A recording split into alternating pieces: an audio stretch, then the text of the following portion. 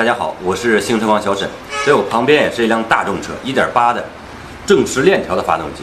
它这个正时链条有些响，现在我们把它拆开来看一下是哪里引起的。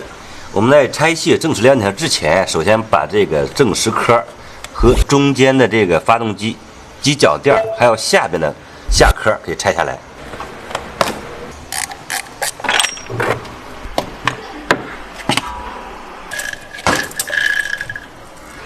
我们来看一下这个新旧链条这个长度，明显的这个旧链条有些拉伸。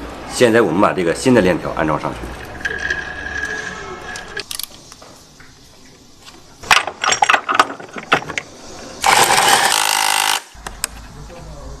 好，已经安装到位。现在我们启动一下试试。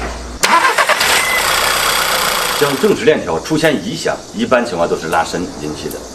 这个正时链条拉伸以后啊，轻则就是说容易跳齿，严重的时候会导致发动机严重损坏，导致大修。喜欢我们节目的朋友，请记得点赞加关注，咱们下期再见。西瓜视频。